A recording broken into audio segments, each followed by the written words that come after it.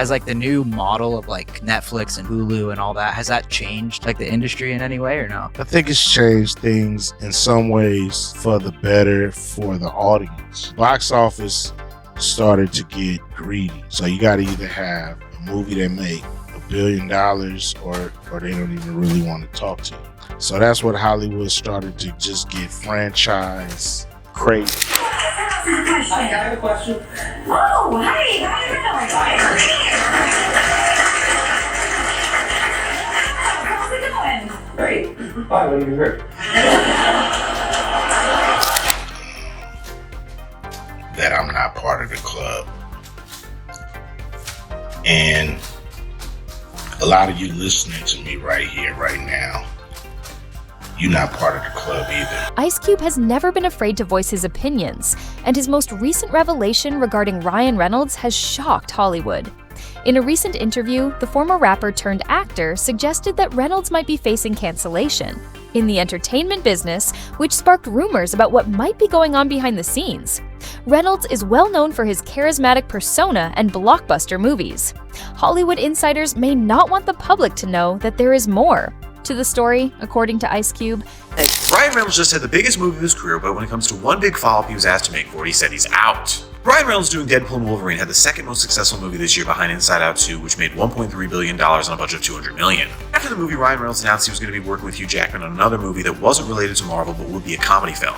Recently, Ryan Reynolds was asked if he'd be interested in hosting the Oscars after an online petition was set up for them to be the dual host. Finding a host for the Oscars has been difficult since 2019 when Kevin Hart was fired as the host because he was called anti-transgender. He made a tweet saying he'd break his daughter's dollhouse if he found his son playing with him because that was called anti-transgender, and the Oscars went 2 years without a host. Ryan Reynolds did address the question about the Oscars, saying he doesn't really watch them because they don't really appreciate comedy or action movies. One big example being the Nutty Professor movie, which made $274 million on a budget of $54 million, but Eddie Murphy wasn't nominated for an Oscar and Ryan Reynolds said he should have been. Any feeling for Ryan Reynolds and Hugh Jackman host is just the Oscars making a cash grab on a popular movie they won't nominate for anything. Ryan Reynolds addressed this saying he appreciates the thought, but it's going to be a no. For what it's worth, hosting is also an unpaid gig, and with that I'm Charles Sproul. Subscribe to learn something. In a June 2023 video, Cube said, "I'm not part of the club. I'm talking about the club of gatekeepers that we all got to deal with." Cube has been outspoken about his difficulties in the Hollywood system, attributing them to his refusal to fit in with what he calls an exclusive club of industry gatekeepers. That I'm not part of the club.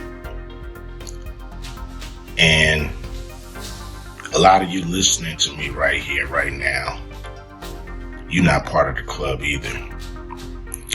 And what I realized with the club is what makes them so mad is when you don't want to be a part of the club. That pisses them off. What club am I talking about? I'm talking about the club of gatekeepers that we all got to deal with. You know who they are, and they definitely know who they are. A lot of people would be like, what? Who? Come on, man, stop playing. So, ever since I put out the contract with Black America, you know they've been with me. Here and there, this and that. But it's cool, you know. I expect that. You know, I've been working with, on the big three for a long time. And you know how they've been with me with that. I done made it, plain, simple, and clear. What they've been doing, the NBA been with us. Now, a lot of people might say, like, well, kid, you want to work with the NBA. Really, I don't give a fuck about working with the NBA. What I want them to do, when I say work with us, is to stop working against us. Stop doing that bullshit behind the scenes that we know you're doing. Mainstream media, they ain't with us. And that's cool. We can do it ourselves, you know what I'm saying? We still on the rise without these so. According to Ice Cube, powerful figures manipulate the system to maintain control, making it harder for Black talent to thrive. He asserts that celebrities like Ryan Reynolds are attempting to dominate the entertainment industry, specifically limiting opportunities for Black artists. This control limits diversity and creativity, preventing some artists from realizing their full potential. He highlights the need for fairness and equal opportunities in the industry. What platforms have banned you? I've been I tried to go on The View. They didn't have me on The View. Why? Well, a few of the guests just really didn't like where I was coming from. So, or a few of the hosts, I mean. So that's what I was told by the producers. I don't know if the producers was just copping out and using some of the hosts to not have me come on and explain myself, but I've been excluded. I've been excluded on Oprah. On Oprah? On Oprah, yeah, I've been excluded. Yeah, man. I would think you'd be the person Oprah would want to promote. I mean, you grew up in South Central, you were successful at a young age, you have dignity, you say what you think. Like, I thought that was the goal. Me too. I don't know what it is, but several of my, I had a movie called Barbershop. Yeah, I remember that I wasn't invited to participate with the cast. I produced a show called Black White, and it was a very controversial show. And once again, they had the whole cast on, but I wasn't invited. The rapper added that he was left out of previous events over his career, such as the cast reunion for his show Black White and the reunion for his movie Barbershop on The Oprah Show. Ice Cube voiced his annoyance at not being allowed to attend the reunions despite his contributions to these projects. Right-wing extremism and whataboutism. But I've been shut out. Some platforms will not have me on. Why? They don't like that I'm, an independent thinker. I'm not part of the herd. I'm not part of the go along to get along gang, so to speak. So, I'm an outsider. And so, I'm not part of the club. Ice Cube is shaking up the gatekeeper just by making appearances with Tucker Carlson, Joe Rogan, Piers Morgan. He's having an impact. He's normalizing a behavior of, hey, let me go sit down and talk with anyone and reject the programming that I can only talk with who corporate media, the Democratic Party, Democratic politicians, and social media tell me I can talk with. In January 2025, actor TJ Miller, who co-starred with Ryan Reynolds in the Deadpool films, described a traumatic experience during filming. Miller claimed that Reynolds, while in character, was horribly mean to him, saying, "You know what's great about you? You're not the star, but you do just enough exposition that it's funny, and then we can leave and get back to the real movie." Reynolds has recently been the subject of numerous accusations regarding his behavior toward colleagues in the entertainment industry. Would I work with him again? No. I sort of wish him well because he's so good at Deadpool, and I think it's weird that he hates me. You know he hates We you. had a really weird moment on Deadpool where he said, let's do one more take. And then as the character, he was like horrifically mean to me, but to me, as if I'm Weasel. Mm-hmm. So he was like, what's great about you, Weasel? You're not the star. You do just enough exposition that is funny, and then we can leave and get back to the real movie. So he's riffing. I just kind of listened and thought it was weird, and then I got a station, I walked over, and the whole crew was acting weird. And then I went up to Kate, and I was like, that was weird, right? And she was like, of course it was fucking weird. It was insane.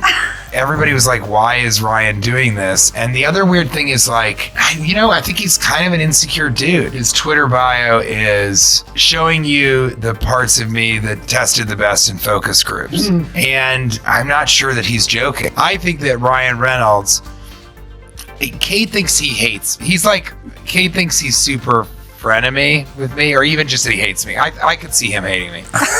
But I said on Hot Ones, I went on Hot Ones and I said that,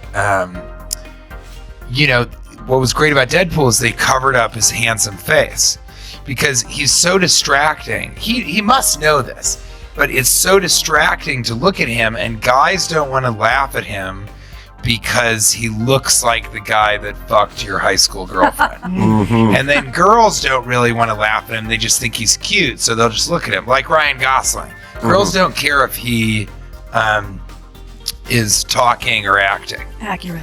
Yeah, So exactly. So I think, but he's such a good comedian that when you cover his face, he's so quick, he's so funny. So I love him as a comedian. The fact that Reynolds was involved in a lawsuit involving his wife Blake Lively and filmmaker Justin Baldwini raised more questions. During the development of It Ends With Us, Lively accused Baldoni of sexual harassment and fostering a toxic work environment. Baldoni responded by bringing a lawsuit against Lively and Reynolds, claiming extortion and defamation. He detailed a harrowing experience in which Reynolds violently approached him about supposed remarks about Lively, causing him great mental pain. Ryan Reynolds is backing his wife Blake Lively 100%, but his claims on Justin Baldoni are being proved false, where Justin Baldoni just exposed him. And in 2024, doing the movie Deadpool and Wolverine, Ryan Reynolds introduced the character of Nice Pool, saying it was his own creation. The character of Nice Pool had one interesting line where he was talking about the character Lady Deadpool, which was voiced by Blake Lively, saying she just had a baby but still looks good. And because of that, Blake Lively's It Ends With Us co-star Justin Baldoni has come out saying the character of Nice Pool was created just to make fun of him, and that line was used to bring up the idea that Justin Baldoni was critical of Blake Lively's post-pregnancy weight. Since that movie came out, nobody's been celebrating despite it making $351 million, with Blake Lively suing Justin Baldoni for sexual harassment and Ryan Reynolds supporting her. Now Justin Baldoni has come out against Ryan Reynolds, pointing out that Ryan Reynolds actually liked him throughout the entire process of filming, and even texted Justin Baldoni at one point saying, "I just happen to adore you." Justin Baldoni's claim is that Ryan Reynolds actually loved Baldoni until Ryan Reynolds wanted to take over and do a rewrite of the script, which he wouldn't allow, and then after that point Blake Lively and Ryan Reynolds turned on him. Because of that, Justin Baldoni is suing Blake Lively and Ryan Reynolds for $400 million. With that, I'm Charles Barr. Please subscribe. Bald and I accused Lively and her husband Ryan Reynolds of defamation and trying to harm his career in a countersuit. In addition to captivating the public, this legal back and forth has sparked conversations about power relations in the entertainment business, workplace ethics, and the difficulties experienced by those who come out with accusations against well-known individuals. Justin Baldoni is now involving Taylor Swift in his lawsuit against Blake Lively. So Justin Baldoni is suing Blake Lively, Ryan Reynolds, and their publicist for over $400 million for all the It Ends With Us drama. Now he's name-dropping Taylor Swift, Blake's bestie, in the mix. Thankfully, Taylor Swift is not being sued, but she's mentioned in his 179-page paper complaint. And he's alleging that Taylor's fame was used to pressure him during production. And it really all stems from this penthouse situation where Blake and Ryan live. Apparently there was a meeting there with all of them, and Taylor Swift was actually present, and Blake ended up rewriting one of the scenes. And even after the meeting was over, Baldoni texted Blake this, saying, "I gotta put my glasses on for this one, the font is too small." Also was working on the rooftop scene today. Really love what you did. This was a sinister PR move.